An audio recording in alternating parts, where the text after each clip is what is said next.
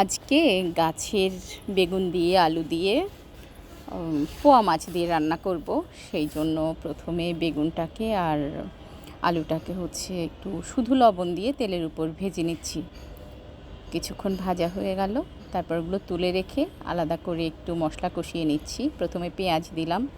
পেঁয়াজটা এরকম হওয়ার কারণ পেঁয়াজটা আসলে আমি শুকিয়ে রেখেছিলাম, তো একটুখানি আদা বাটা, একটুখানি রসুন বাটা, একটুখানি জিরা বাটা দিয়ে একটুখানি নেড়ে কষিয়ে একটুখানি তেলে ভেজে নিয়েছি। ভেজে নিয়ে ওর মধ্যে একটু পানি দিয়ে দিয়েছি। পানি দিয়ে একটু মশলাটাকে ভালো করে কষিয়ে নিয়েছি।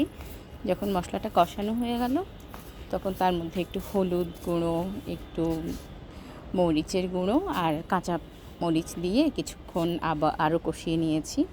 তারপর ভেজে রাখা বেগুন আর আলুগুলো দিয়ে দিয়েছি। যখন আলু আর বেগুনটা একটু কষানো হয়ে গেল, তারপর সেখানে আমি একটুখানি পানি ফুটিয়ে রেখেছি, ফুটনো পানি দিয়ে দিলাম। ফুটনো পানিটা দেওয়ার পরে একটুখানি আগুন বাড়িয়ে দিয়েছি। সাথে সাথেই আমি যেটা করেছি, মাছটা দিয়ে দিয়েছি।